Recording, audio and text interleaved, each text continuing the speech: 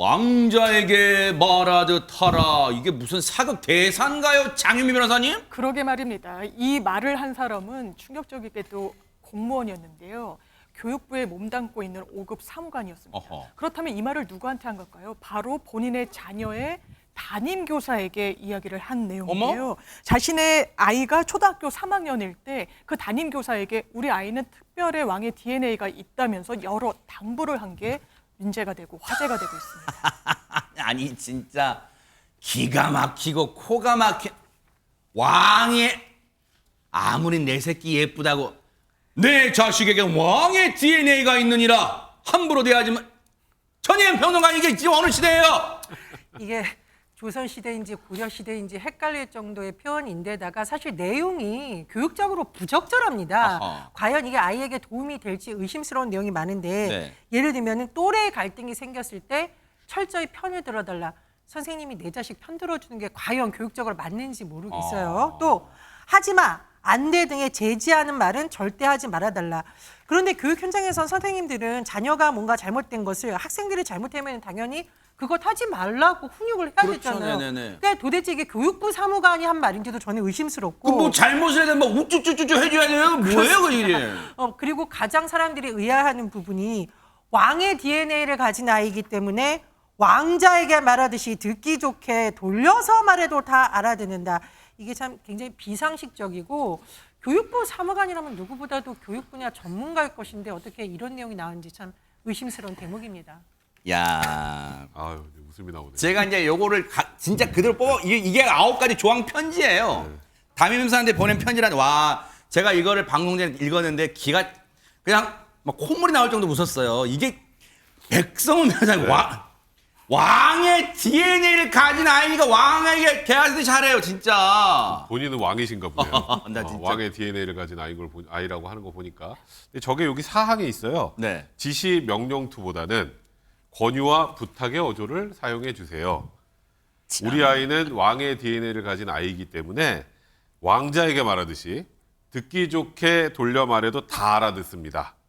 그러니까 명령조나 이런 얘기를 하지 말고 거기다 뒤에 그것도 있네요. 특히 반장이나 줄반장 등 리더 역할을 알게 되면 자존감이 올라가고 적응에 도움이 됩니다. 그러니까 이 아이는 반장이나 줄반장을 또 시켜줘야 되나 보네요. 그냥 본인이 선생님을 하시죠. 아니면 홈스쿨링을 하시든지. 왜 이걸 학교에 이런 내용까지 보내서 이 교사에게 진짜 저희가 지금 말하면서도 웃음이 나오는 게 참 그렇습니다.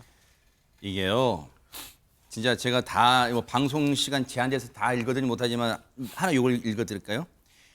회화에는 강점이 있고 수학은 취약하니까 수학 등 학습에 대한 강요하지만 참 진짜 대박 사건입니다. 인사를 두 손 모으고 고개 숙여 인사를 강요하지 않다. 그러면 선생님한테 어떻게 해요? 안녕 뭐 이렇게 하라는 얘기예요? 진짜 이거 기본적 예의도 가르치지 말라는 얘기예요? 진짜 그런데 이와 관련해서 이게 하도 사회 문제 기가 막혀 코가 막히니까 관련 기자회견이 열렸어요. 한번 들어보시고 이어가 보도록 하겠습니다. 교육부 직원이자 학부모였던 A씨는 담임교사에게 공직자들이 사용하는 공직자 통합 메일을 통해 갑질 편지를 보냈습니다. 이 공직자 통합 메일에는 교육부 로고와 그리고 담당 부서가 찍혀 있었습니다. 교육부 직원이 그런 편지를 보냈다는 것, 그리고 공적인 메일로 보냈다는 것 자체도 충격이고 엄청난 이합이었을 텐데 그 내용들은 더 충격적이었습니다. 내용의 절정은 우리 아이는 왕의 DNA가 있는 아이이기 때문에 왕자에게 말하듯이 말하라는 것이었습니다. 교육부 직원이자 학부모였던 A씨는 나의 자녀가 왕의 DNA를 가진 왕자이기에 듣기 좋게 돌려 말하라 이런 내용이 적혀 있었습니다. 믿기지 않았습니다. 안진용 기자님, 설마 이 보낸 학부모라는 사람이 교육부 사무관이라는 사람이 설마 이랬겠죠? 아 선생님 사실 그거 제가 농담으로 보낸 건데 이렇게 또 기사화가 됐는데 저 정말 그런 사람 아니에요? 농담이었어요? 그랬겠죠? 그렇다면 이게 해프닝 정도였을 거예요. 네. 근데 사건이라고 좀 볼 수 있는데 왜냐하면 지난해 다른 선생님을 통해서는 이런 일도 있었습니다. 해당 교육부 사무관은 본인 자녀의 초등학교 담임 선생님을 아동학대로 신고했습니다. 어머? 자, 이로 인해서 이 담임교사 관련 법령에 따라 즉시 직위 해제됐죠. 아, 정말 아동 학대는 있었어요. 그러면 진짜 아니, 사실관계 확인해봐야잖아요. 그럼요. 일단 신고가 들어갔으니까 사실관계를 확인을 했죠. 그리고 지난 2월 경찰에서 무혐의 판정을 받고 복직했습니다. 그리고 지난 5월에는 해당 교사 대전지방검찰청으로부터 아동학대와 관련해 혐의 없음 처분을 받았는데요. 그럼에도 불구하고 정신과 상담을 받고 우울증 약물을 어머나. 복용하기까지 했는데 아까 교사 노조에서 내용의 절정은 왕의 DNA라고 했는데 하지만 이걸 읽어보신 많은 분들이 교사도 있으시지만 학부모들이 있으실 거 아니에요. 그렇죠. 저는 내용의 절정은 3번인 것 같습니다. 뭔데요? 또래 갈등이 생겼을 때 철저히 편들어 주세요. 이게 뭐냐면은 우리 아이를 보호해달라는 얘기 아니라 그 아이와 분쟁이 있었던 모든 아이들을 피해자로 만들라는 얘기입니다. 그러니까 학부모들 입장에서는요.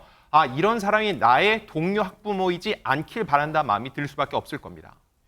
이거 저도 자식이 있는데요. 초등학생인데 또래 갈등 생겼을 때 철저히 편들면요. 어떻게 되냐면요. 학폭 열려요. 학폭.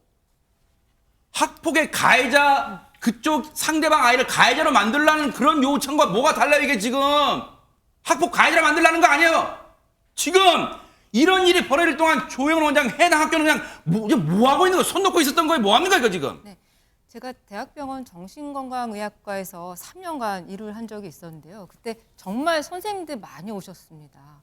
왜냐하면 교권 침해하고 이 학부모 갑질 때문에 너무 힘들어서 우울증 진단을 받고 상담을 받는 경우가 굉장히 많았었거든요. 근데 이제 그게 10년도 더 된 일인데 사실은 이제야 표면화되고 있는 거죠. 지금 학교에서 선생님을 보호할 수 있는 시스템이 정말 필요한 상황인데요. 네. 이 학교 측에서는 교권보호위원회를 열고 이 해당 교육부 사무관의 행위를 명백한 교권 침해로 판단했습니다. 네.